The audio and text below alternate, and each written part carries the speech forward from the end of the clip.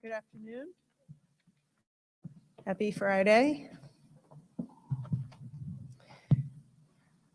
Good afternoon, and thank you for continuing to tune in to our 1 o'clock time together. In recognition of the fact that life is starting to get back into its regular routine, more people getting back to work, the kids are back to camp. Starting next week, I'm going to try to limit these press conferences to 1 day a week, Wednesdays at 1 o'clock.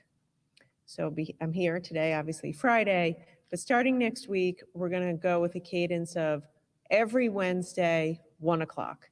I'm sure there are going to be weeks where we can't fit everything into 1 day, particularly as we get closer to school coming back. I expect I'll have to do a couple of days a week.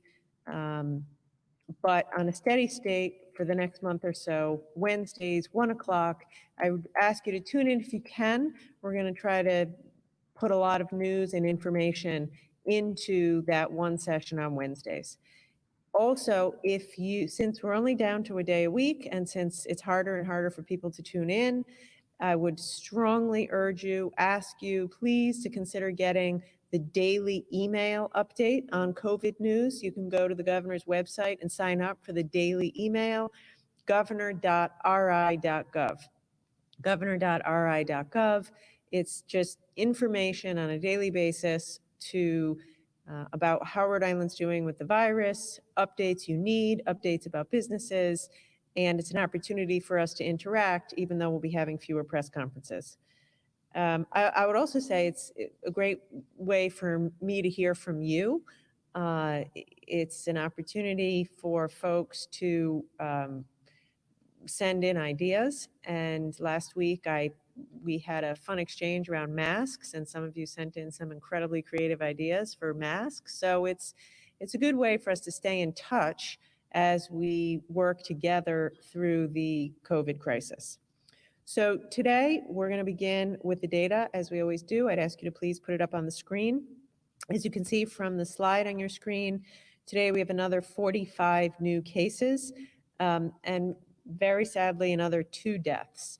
I can't wait for the day that we don't have deaths to report, and it's a constant reminder. People are dying every single day. We're up to almost 1,000 lost lives here in the state of Rhode Island.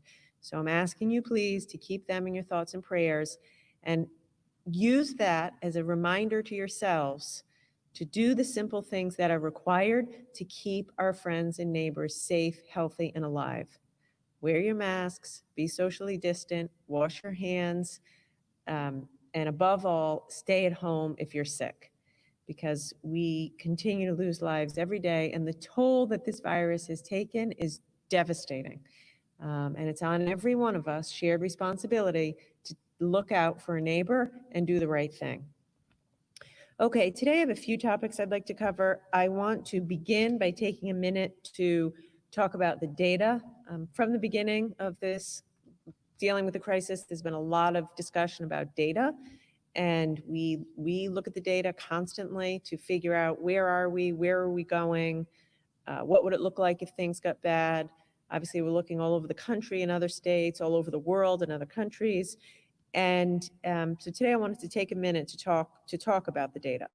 I would say the good news is that, as you can see, and as you hear every time I'm up here, Rhode Island is in a good place. The trends of decreased hospitalizations, decreased number of cases, low and steady percent positive are all excellent.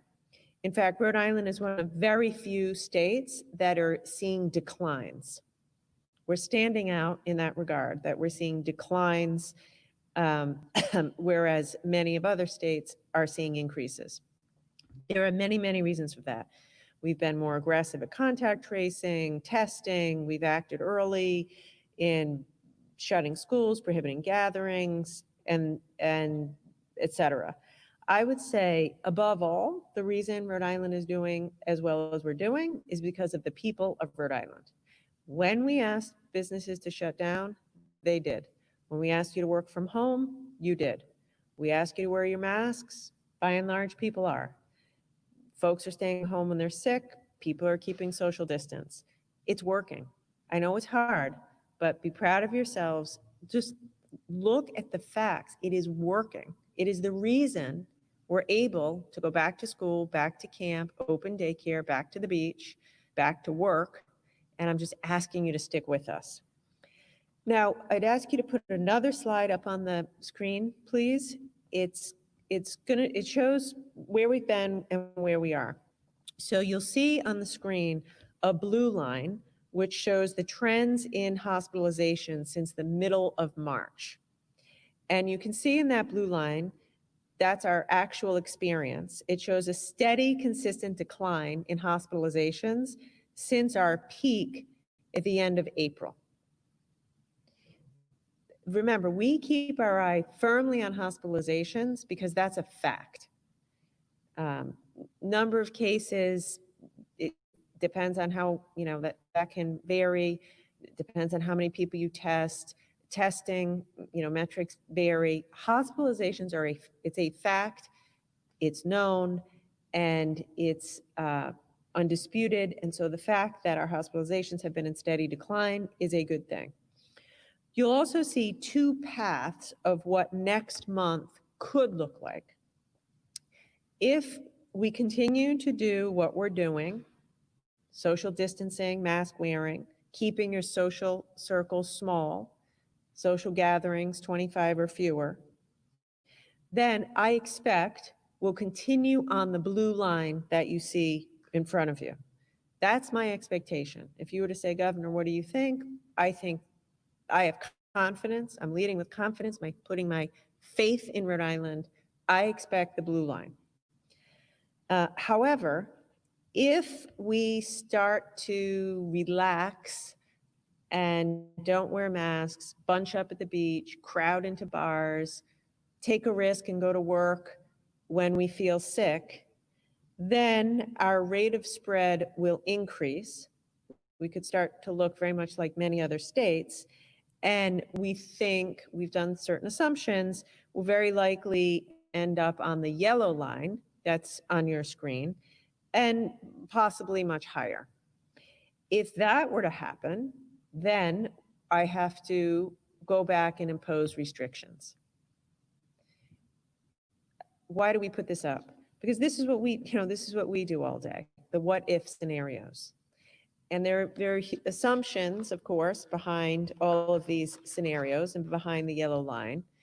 But the reality is that it's kind of a formula. We now know less mask wearing, more congregating, leads to a higher rate of infection, leads to more hospitalizations and more cases.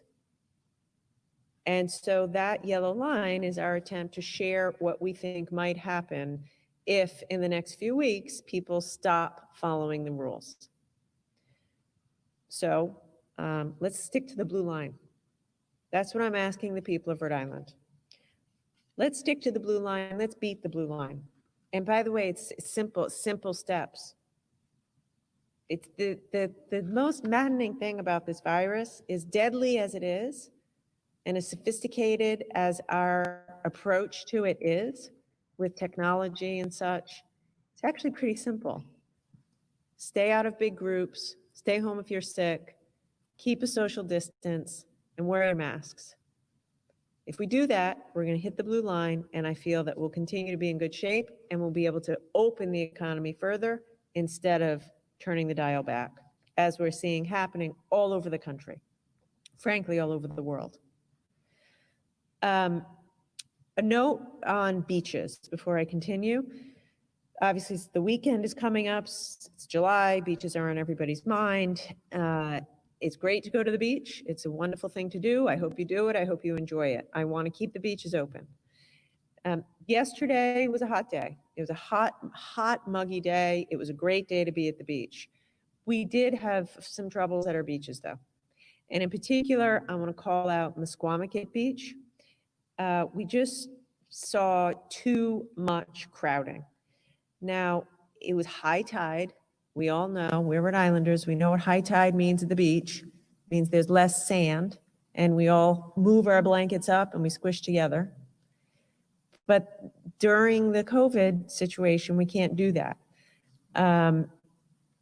So we saw a lot of people piling into cars, 8, 10 people in a car, flooding onto the beach, really close together, crowds at pavilions, crowds in line, not good mask wearing.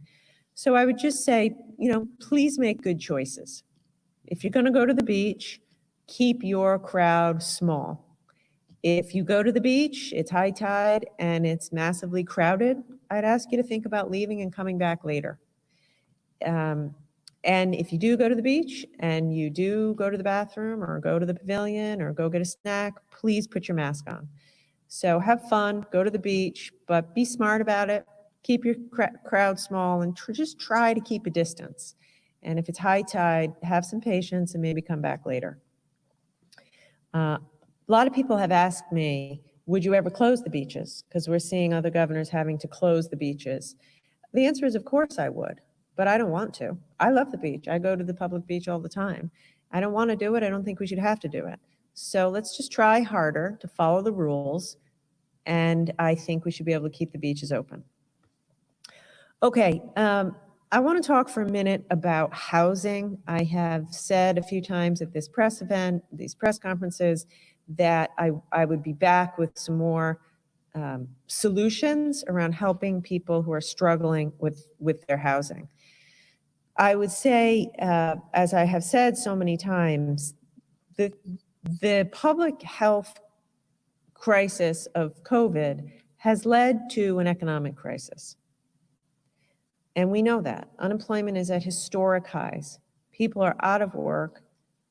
Anybody who went into the COVID crisis housing insecure, with low income, unemployed, is really struggling now. Thankfully, we haven't seen a massive spike in evictions. We haven't, we're in touch constantly with the courts. At this point, we know there's a great deal of suffering and struggling tenants, but we haven't yet seen a massive spike in evictions. I am worried, though, that as the $600 benefit from the federal government ends in the end of July, and as the economic crisis drags on, that this is a problem that's going to get worse before it gets better.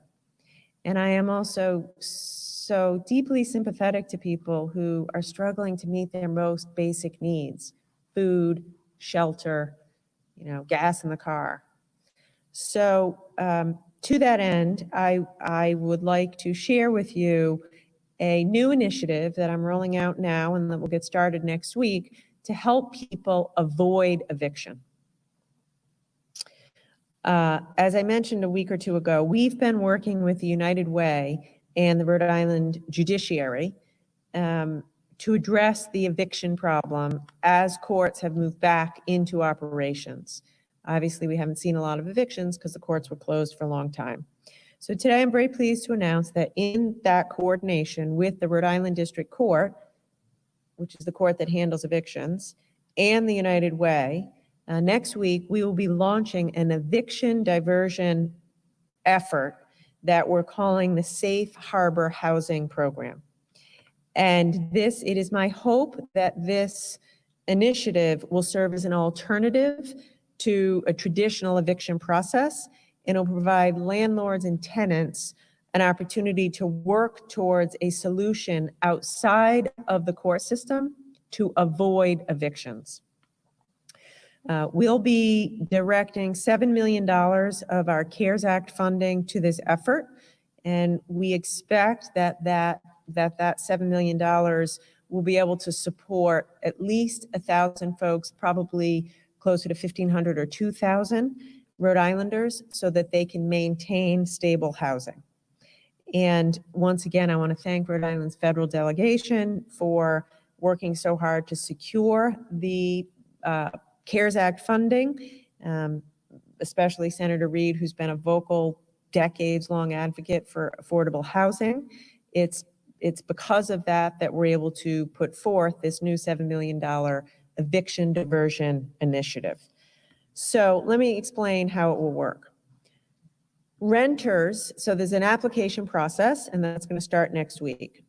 Renters who meet income criteria, so you have to have an income below a certain threshold, and are behind on their rent because of a COVID-19, maybe you lost your job because of COVID, or you're out of work temporarily because of COVID, you can qualify for assistance.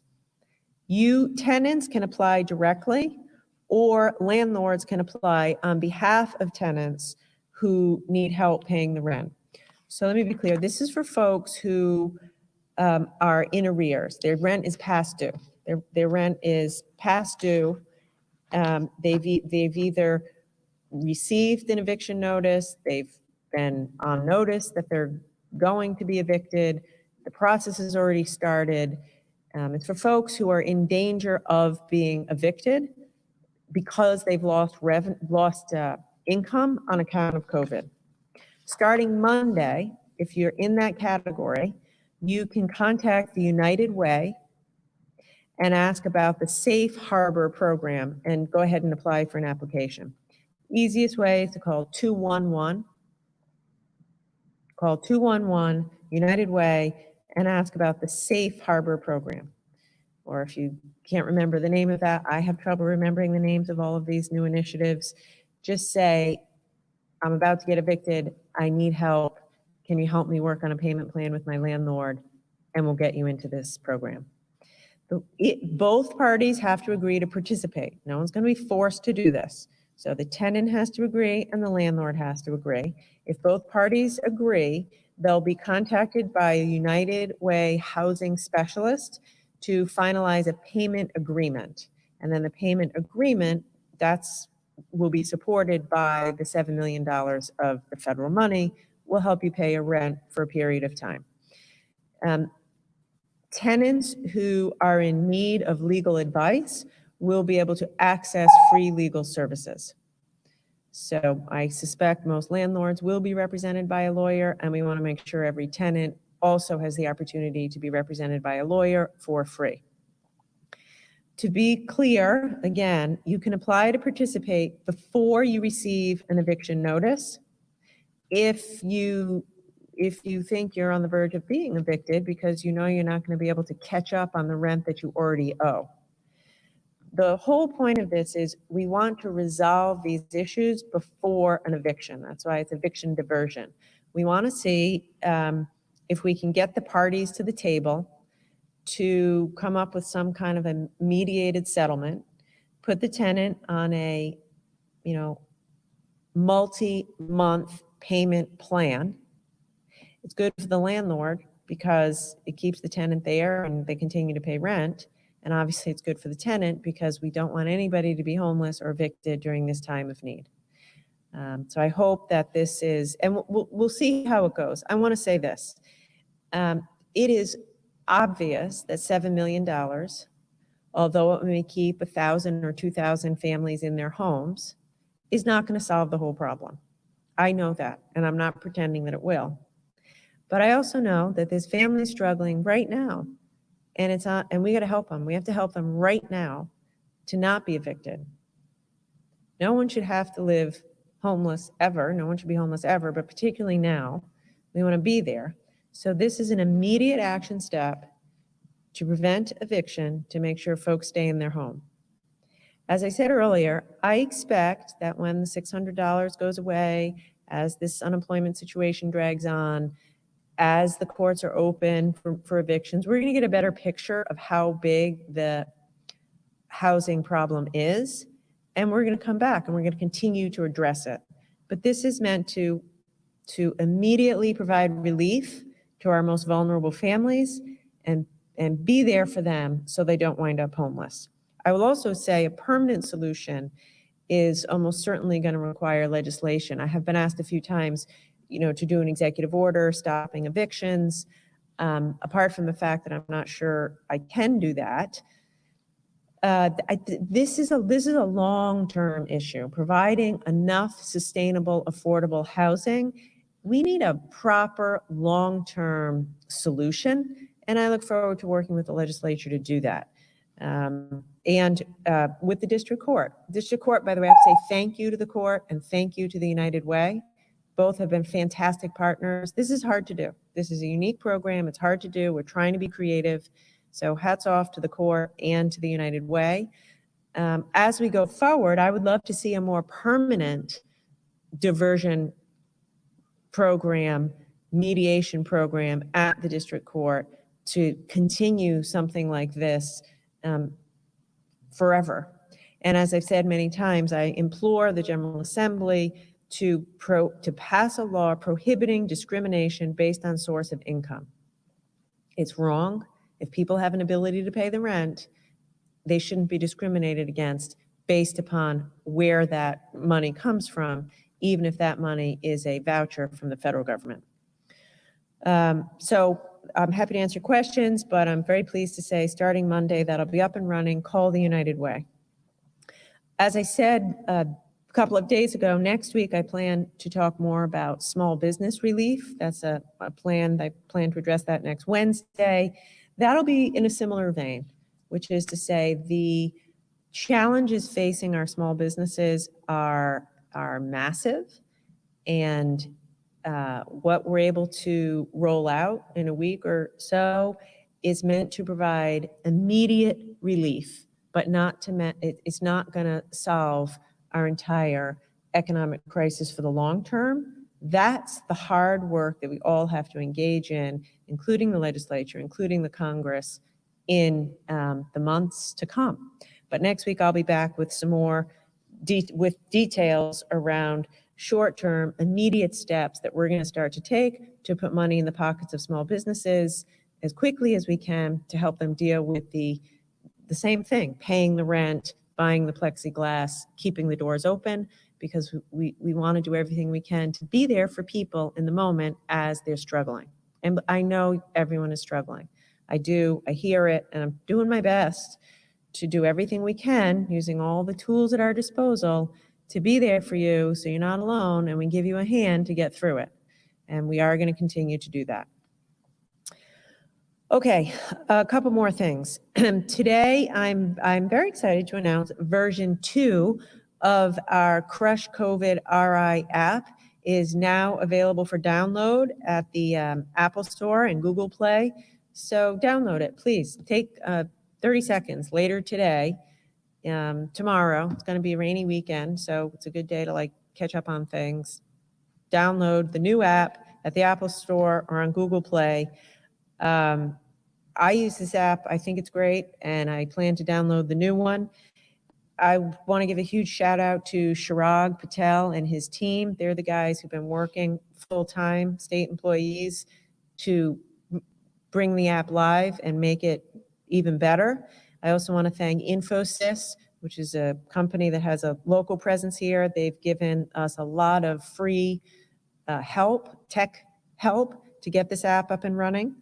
I would say that the building of the app and putting out this version 2 is a process that typically would take months. They've done it in weeks, and it's great. It's fantastic. It's a fantastic tool to help all of us stay safe. And so I want to give a big thank you to the team. So give me a second to share with you the changes that we've made with the app. I will say thank you. We have over 60,000 Rhode Islanders who have already downloaded the app and are using it. I'd love to see us at 100,000. Listen, as these press conferences go from 3 days a week to 2 days a week to 1 day a week, as we get busy in our lives, we have to find quick, easy ways to stay informed. This app is, I think, the easiest way to do it. Just it's like how we live our lives. Put it on your phone, check it once a day. It's the quickest, easiest way to stay safe. The changes that I'm about to explain have all been your ideas. So 60,000 people have been using it. We've been soliciting feedback, doing testing, and you've said to us, could you do this? Could you do that? So we've tried to respond. First, we've heard from a lot of Rhode Islanders that being able to take notes in the location diary would be very helpful. So now you can do that in the second version of the app. So under each address in your location diary, you can clarify where you were. So instead of it just saying the address, you can jot down you were at a friend's house, you were at CVS, you were at wherever you were at, and you can leave a note who you were with. I love this because I often forget who we were with. So I was at so-and-so's house, I was with these people, put it right there in the app. For months, I've been asking you to keep your contact tracing journal. This makes that even easier because you can do it right at the time that you're at where you are. I cannot emphasize enough, I'm begging you to please download this and use this. This will make the job of our contact tracers so much easier, and they will be so much more effective. This morning, I spent the whole morning working with the team thinking about school. How are we going to get the kids back to school safely? Pretty soon, think about what our lives are going to look like, hopefully. Mostly everyone will be back to work. Our children will be back to school. Our lives will be very busy. We'll be being with many more people in a day and in many more locations. The only way we're going to be able to do that safely is if we double down on our efforts to keep ourselves safe. More mask wearing, more hand washing, more social distancing, and more use of the Crush COVID app for the location diary and the contact tracing, and the location diary and the contact tracing notebook. Because if you get sick, you're going to get a call from the Department of Health. And if you can pull up this app and quickly tell them, I've been in 15 locations and talked to these 30 people, we can do our work quickly. If you don't, it'll take us days to do that work, which means you and everyone you've been in contact with is going to be in quarantine for a long time. So this, I cannot emphasize enough how vital contact tracing is and is going to be. And I'm asking you to invest in taking the time to download this app and use it. Secondly, Symptom Diary. Instead of just tracking your symptoms and submitting them to the Department of Health daily, you'll now be able to see a record of your symptoms for the last 20 days. People have asked us that for functionality. So this also will help during a case investigation. If you're asked, when did you start showing symptoms?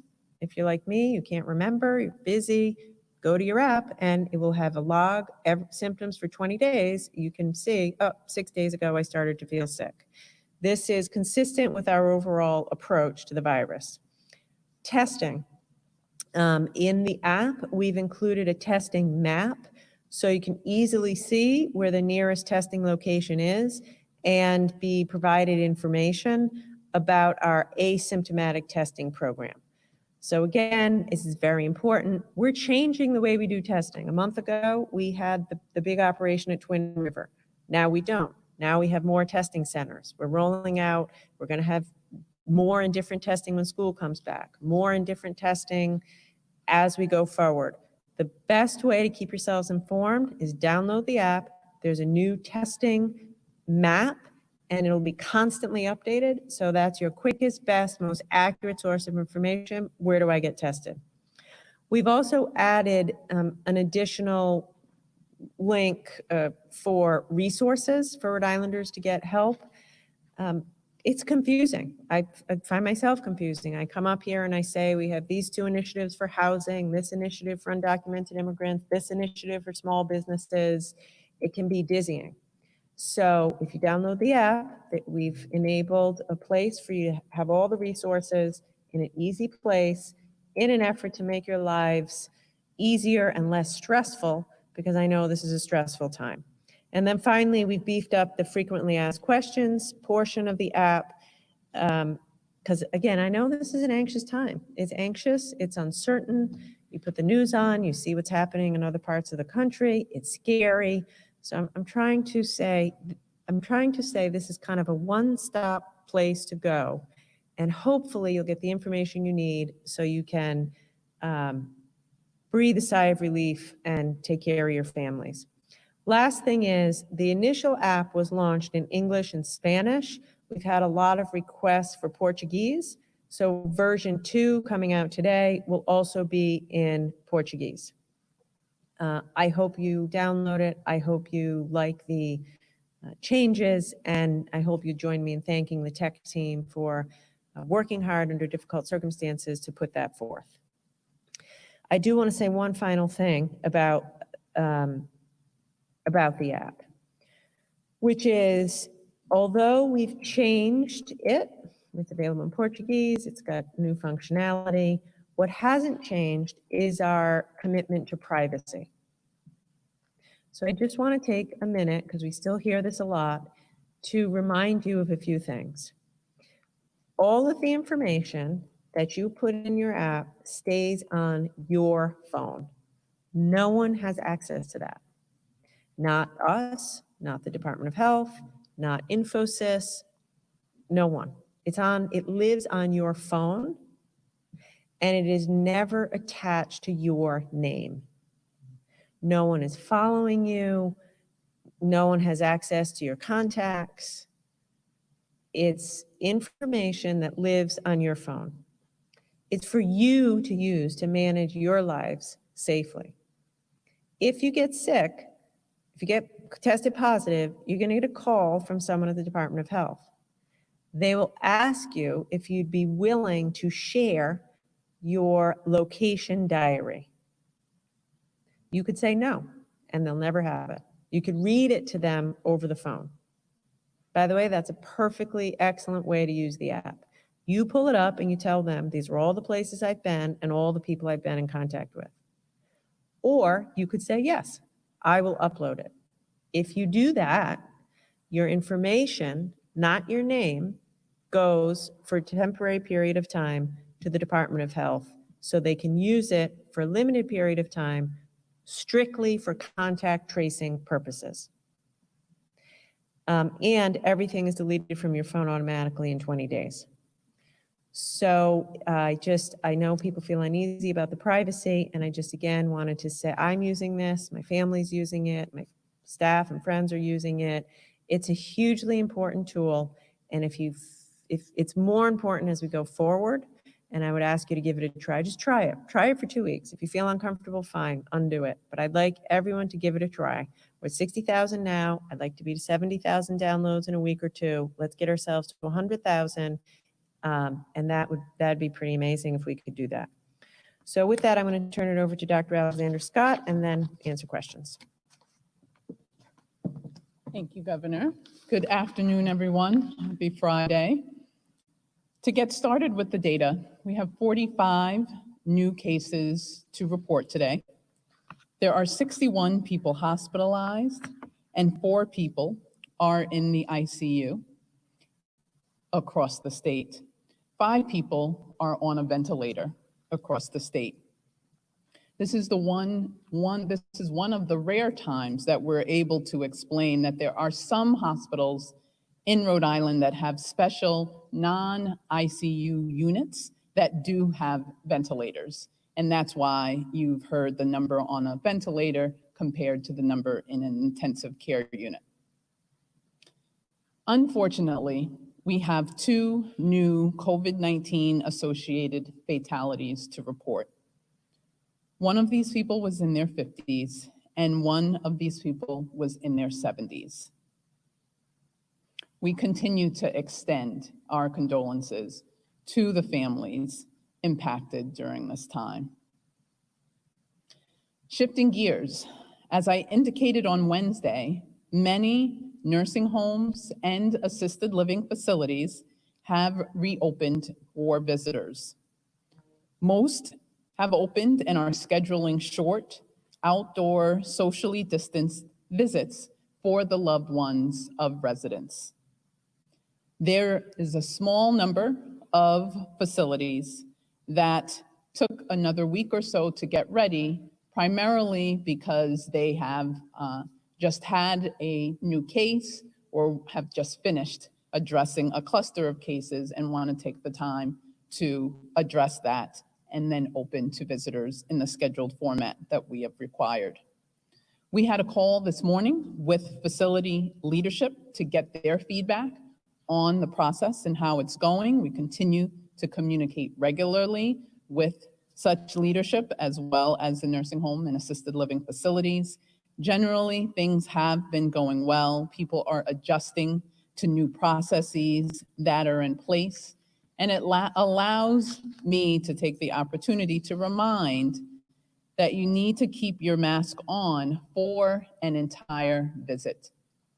The cloth face covering makes a difference, and although it's tempting to take off your mask when you haven't seen your loved one for so long, it is a requirement that people continue to wear their mask throughout the entire visit.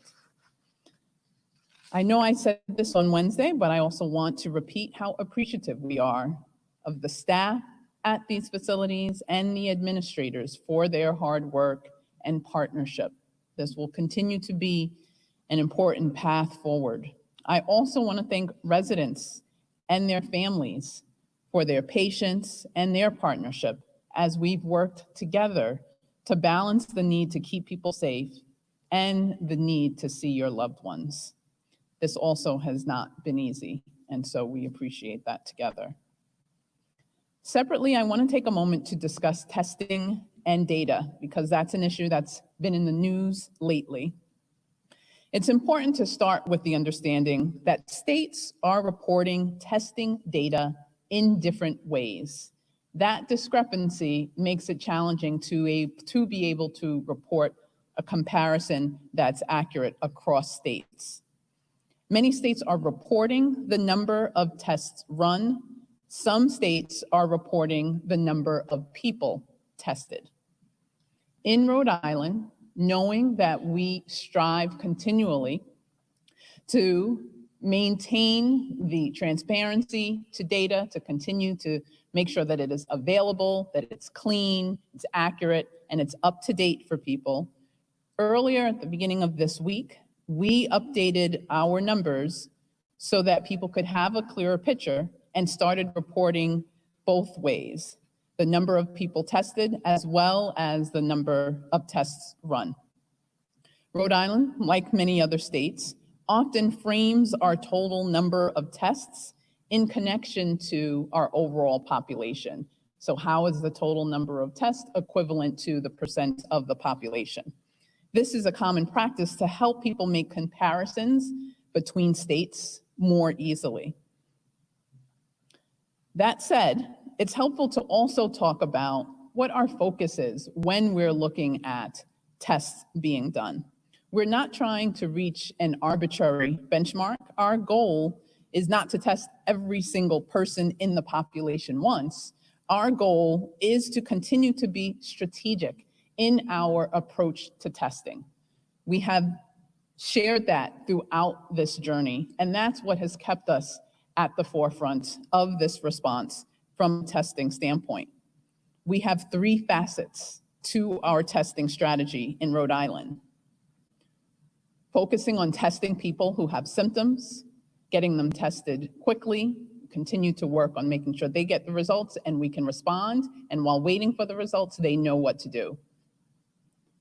We are also using testing as a way to respond rapidly to outbreaks so that we can quickly get our arms wrapped around that outbreak and stop secondary and further transmission from occurring. And we are testing higher risk populations. That's our early warning system of testing people who may not have symptoms, but who work in high contact professions, such as hairstylists, restaurant workers, and first responders, as well as people who live in communities with higher rates of illness. That's so that we can continue to scan the landscape for where there may be clusters of cases that are occurring that people may not be aware of. We have a strategic approach because who we test matters. If we were to test in an arbitrary way, our number of individual people tested would probably be very high. But that would be of much less value to us in our work to prevent the spread of disease.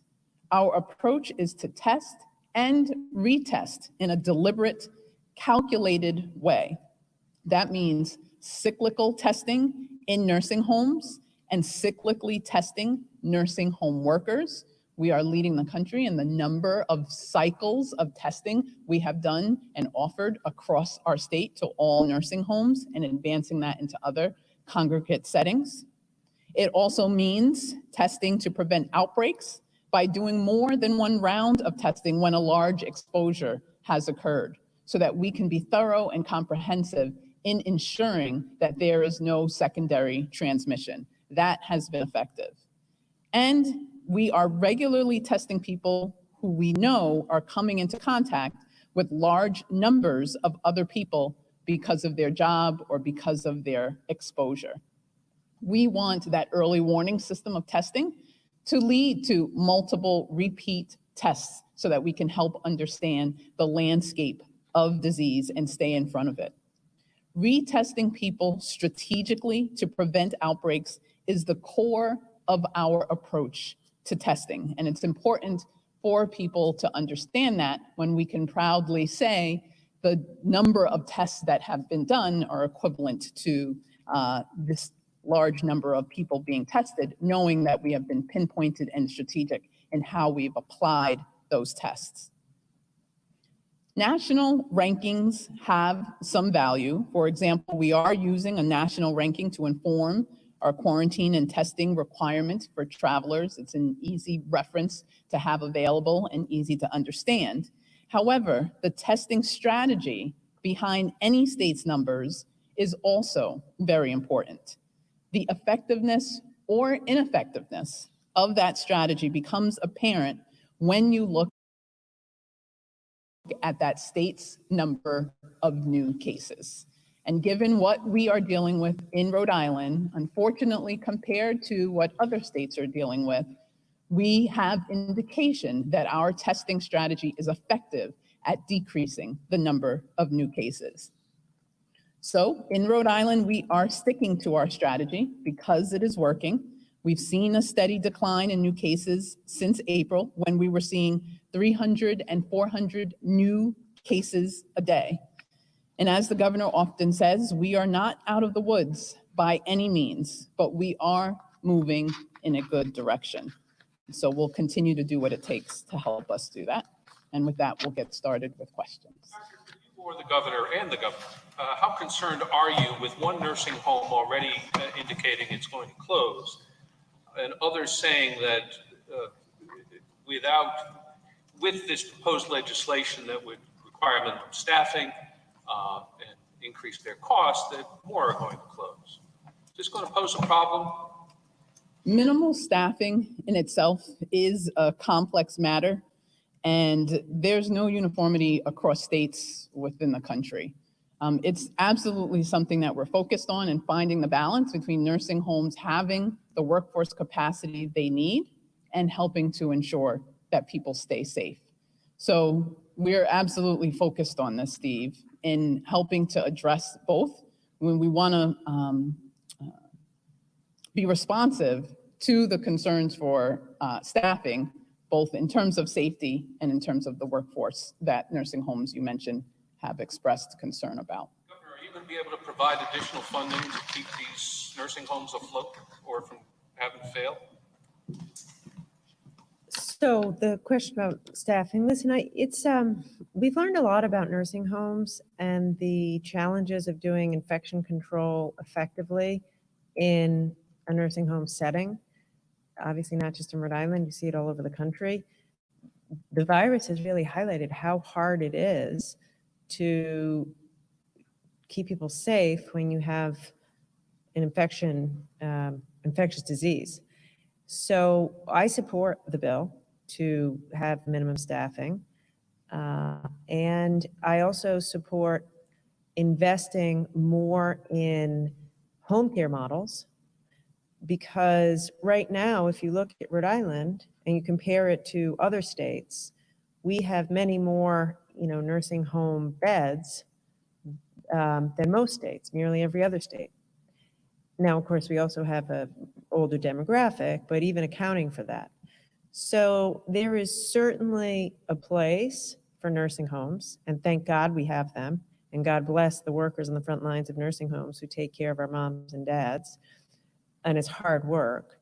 But there are other ways to let folks age with dignity and with good health, and there are risks with communal living.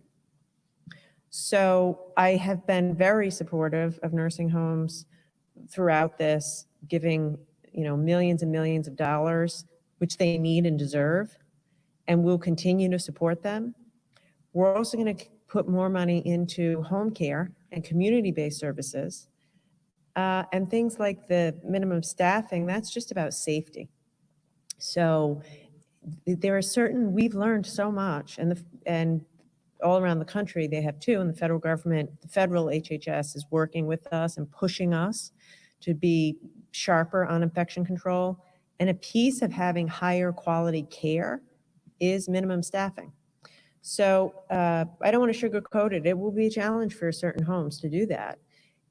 That's a fact. But every nursing home has to be operating at a certain level of quality so we know that our loved ones are kept safe. With regard to the eviction, I want to ask you about your comments earlier. If the hospitalizations trend were to change, you talked about turning the dial back.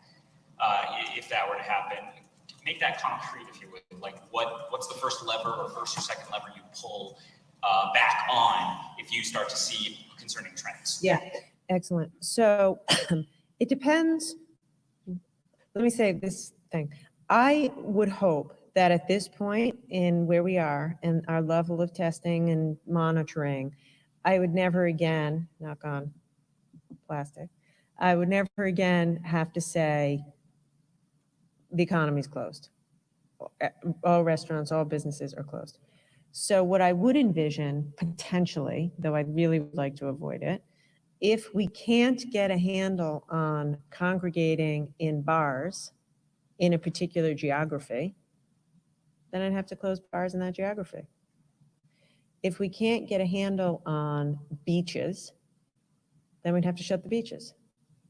If we have, I'm talking in hypotheticals here, by the way, if we can't get if there's an outbreak on, and I'm making this up, Block Island, Newport, the places in the East Bay where we have a lot of tourists, when we'd have to think about shutting that down. So it would either be by geography, by setting.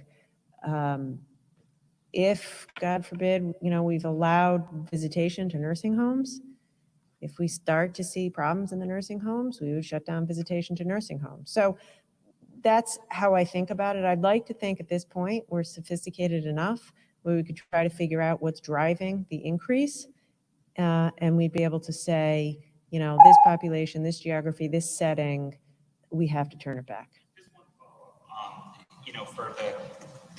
Some of these rules have been tough for individual businesses that are kind of having to be enforcement as well. And we saw there's a place called Two Little Fish in Westerly that's gone viral because they say they're no longer offering on-premise dining this summer. And they said, quote, many guests, when faced with these restrictions, refuse to follow them, were profane, verbally abusive to our staff, refused to follow the most basic instructions we put in place to protect them. I guess, what's your message to businesses? Maybe there's not much you can do, but is there more the state could do to help with enforcement, or is this just going to be how this summer goes? Yeah.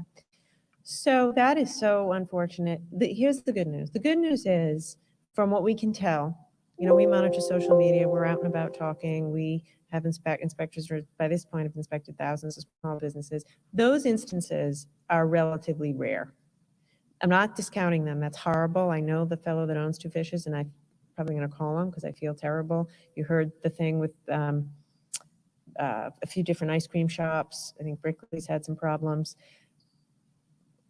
The good news is that is unusual. That is the exception, not the norm. You hear many more stories of restaurants saying it's uncomfortable. We're in the hospitality business. We don't want to be in the business of telling people no. We want to be in the business of telling people yes. But when we ask people to do the right thing, they do it. So we're trying to figure it out, is the honest answer, Ted. What we say to them is, let us be the bad guy. Call us, let us help you. And we've done that. Lots of businesses call us. Hey, come down here and help us out. And we will immediately send somebody, because we'll be the enforcer if we need to be. And we're wide open to doing that. We're also trying to figure out a way to have industry associations help individual restaurants. so that there's some collaboration, kind of peer pressure, if you will. To the people who are doing that, it's just, stop it. Why would you do that? It's mean, it's selfish. To what end? It's bullying somebody to break the law. But we're going to do more. We ought to be out. We're going to be hiring more inspectors. We're going to be out and about more. As I said earlier, we put something new on DBR to allow for more complaints to come to us. And I would just encourage businesses to call us, go on the DBR website, let us know, and let us help you. With regard to evictions, and I'm not sure if this is something you would like to answer, Governor, or Secretary Pryor might want to answer for both of you. But a lot of the criteria for eligibility in the prior housing help programs were structured so as to, in practice, and obviously this was not the intention, it's contrary to the intention, to exclude a number of people in poverty.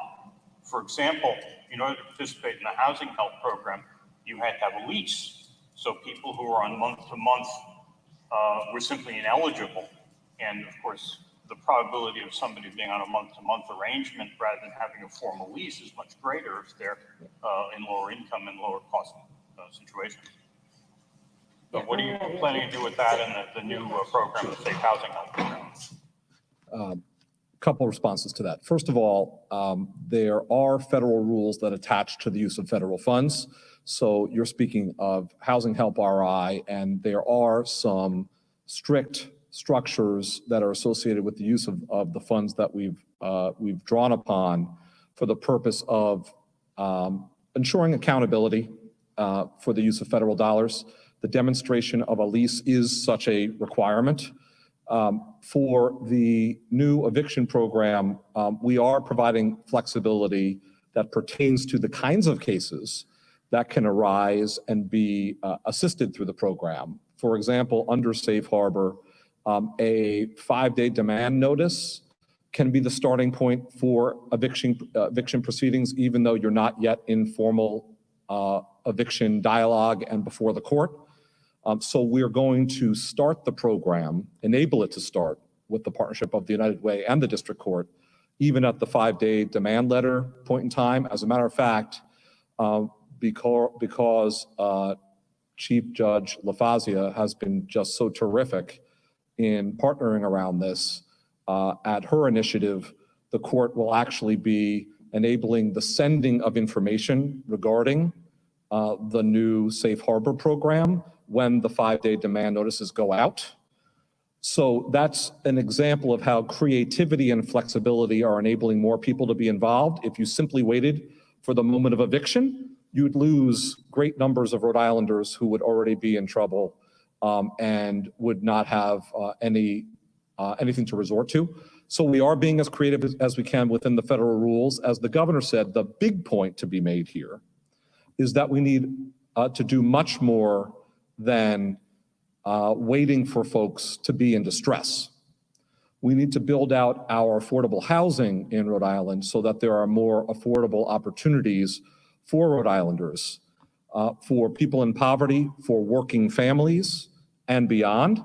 That's why the governor has introduced an affordable housing plan in which across income strata, where there's distress pertaining to the obtaining of housing, high quality housing, accessible housing, affordable housing, we would be producing more and preserving more units that are affordable for Rhode Islanders.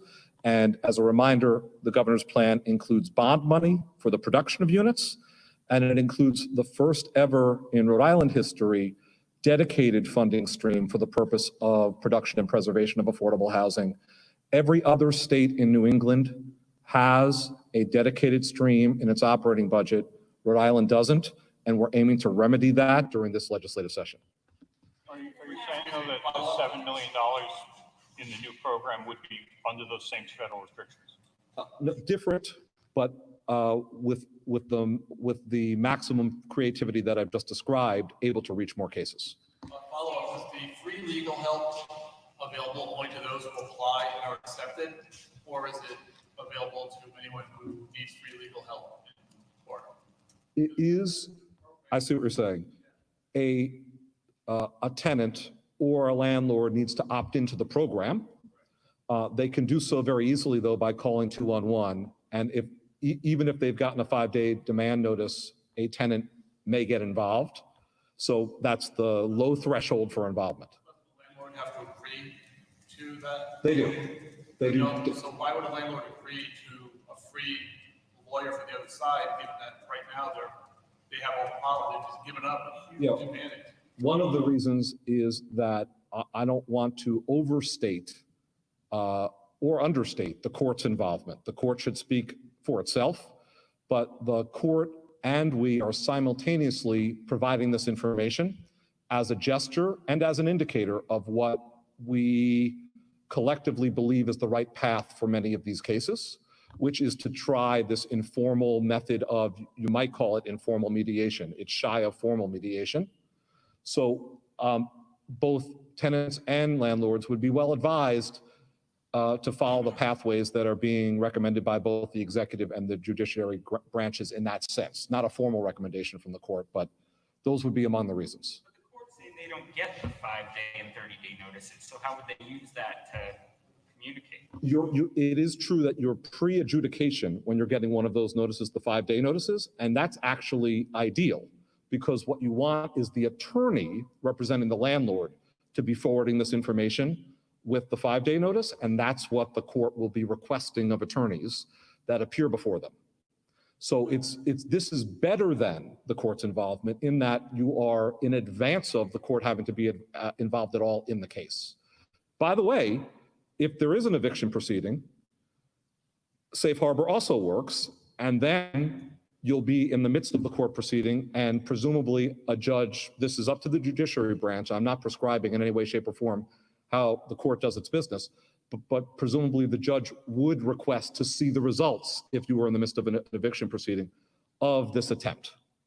Lawyers are not required to do it, they're requested to send it. Correct. So there will be some tenants who will not get this information, theoretically. Correct. And what you're pointing out, well, likelihood is very high that the information will be out there. And one of the things we're doing today is ensuring that it's even more widespread than individual notices. But having said that, you're once again pointing out something that gets to the governor's bigger point, which is we may need more legislative measures to remedy the eviction problems endemic to Rhode Island and frankly facing the rest of the country. But let's focus upon Rhode Island. There may be other legislative measures that we need to consider if landlord cooperation and tenant participation don't work out to be optimal. If we're not seeing this work as effectively as we all collectively hope, we might have to do more, and it might have to include some legislative remedies. So let's let this program play out a bit.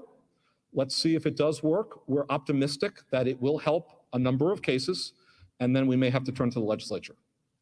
Governor or Dr. Alexander Scott, in March and April when this first pandemic first started, and there were a lot of cases here in the Northeast, but not in Sun Belt and places like that. Some of those states said, well, it'll never happen here. How likely is it with the outbreaks continuing in those other states that even if we do maintain our social distancing, that travel will not bring some kind of renewed level of increased cases here?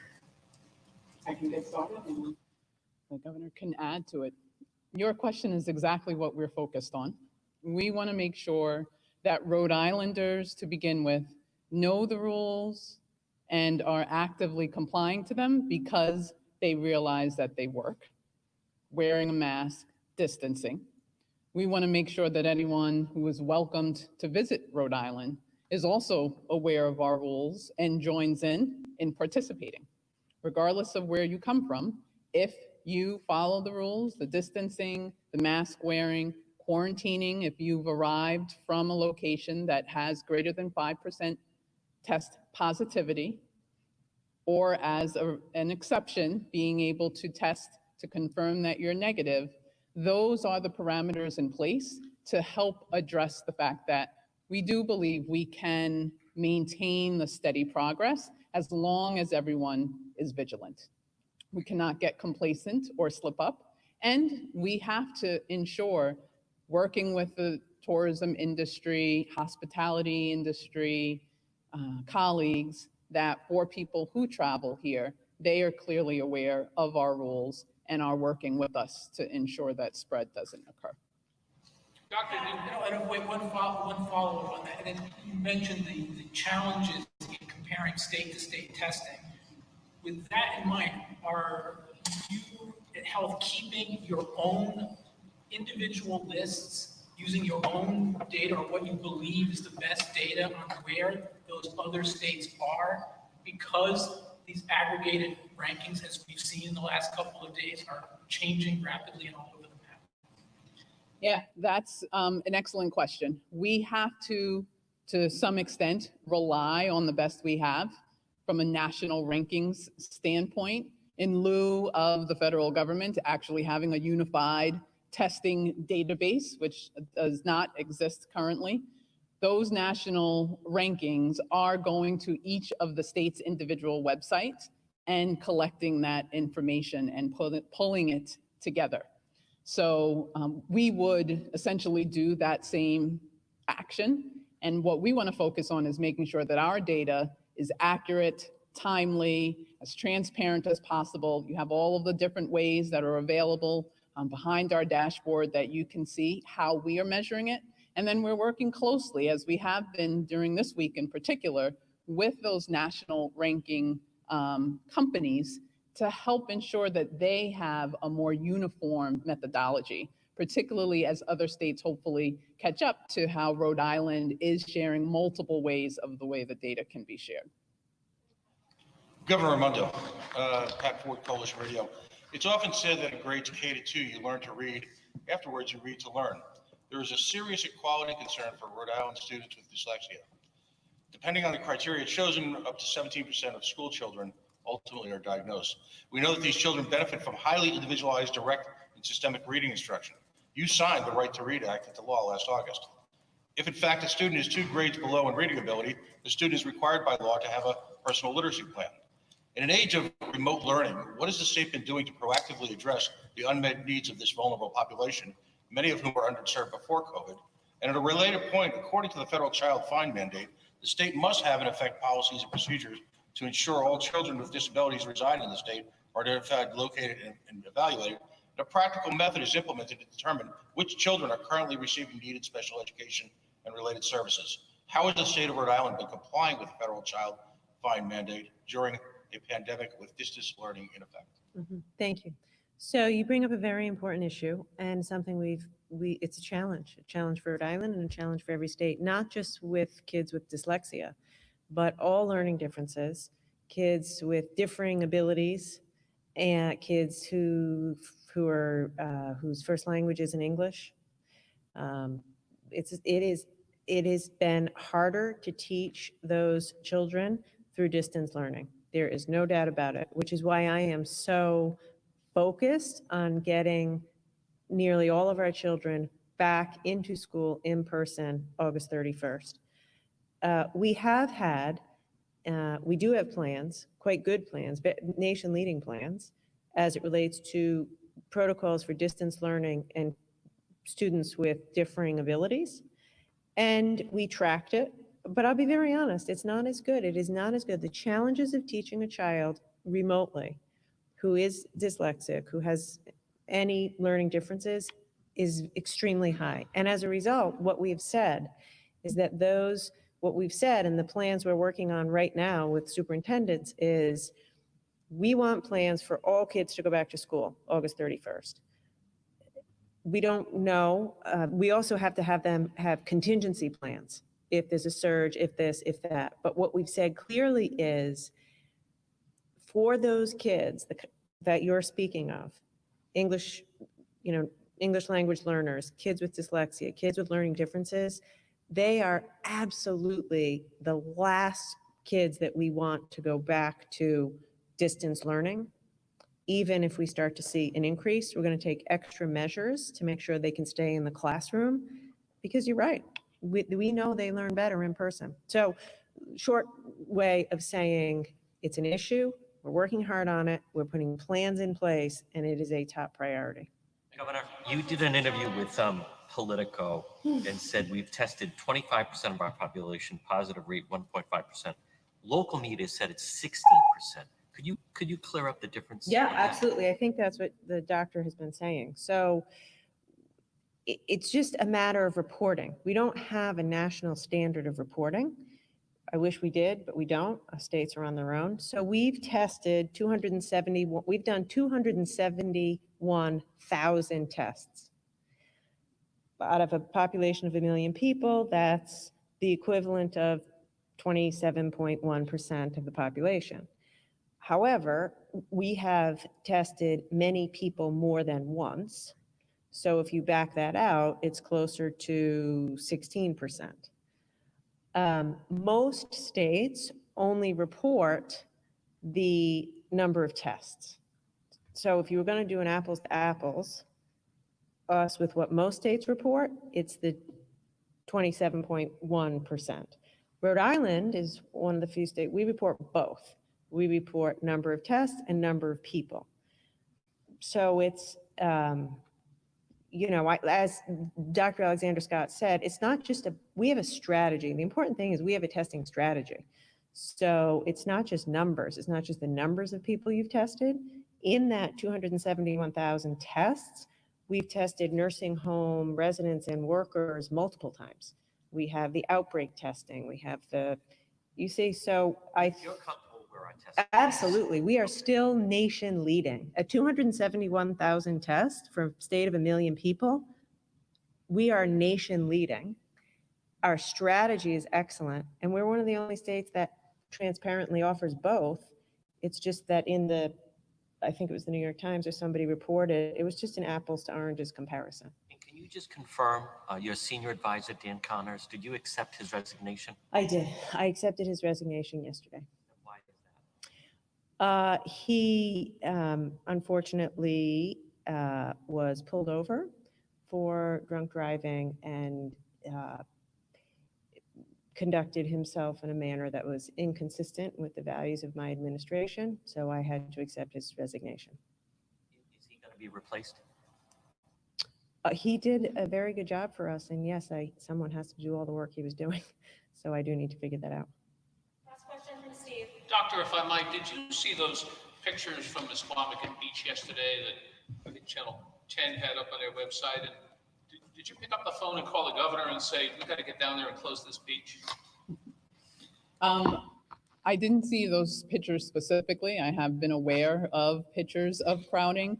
I really want to credit the governor, Secretary Pryor, our team has been vigilant in responding to where there are crowds and where we need to go to address them. We want to make sure, the governor had shared, we spent the last several weeks educating, making sure people understand what's needed, and we'll continue to move towards, as she also shared, being more pinpointed from a geographic standpoint if ongoing violations continue or the risk of large crowds coming together without masking, without distancing continues, the ability to intervene is what we have the capacity to do. What'd you say? Governor, did you see those pictures? I did. That's what I referenced it. Yeah. It looked like a beach in Texas. Forgive me. It's not okay. It's why I said to Ted, if I keep seeing that, we're going to shut the beach. No questions asked. It was high tide. There's not a lot of beach. I understand that.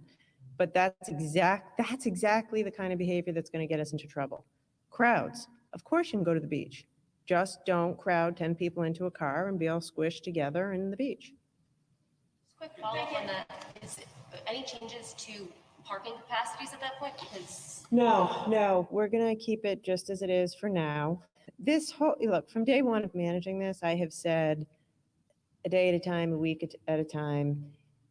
Steve's right. That was unacceptable. That was not bad. That was not good. It was an isolated incident. So at this point, we're going to stay right where we are. We're going to see how this weekend goes. And if we have to make changes, we will. there are inspectors out in businesses. Will there be people out on the beaches? Absolutely. Yeah. And we had people there yesterday too. But also, as Ted was saying, sometimes people don't follow the rules. I have a quick question on the first COVID app, if I might, since Secretary Pryor is here.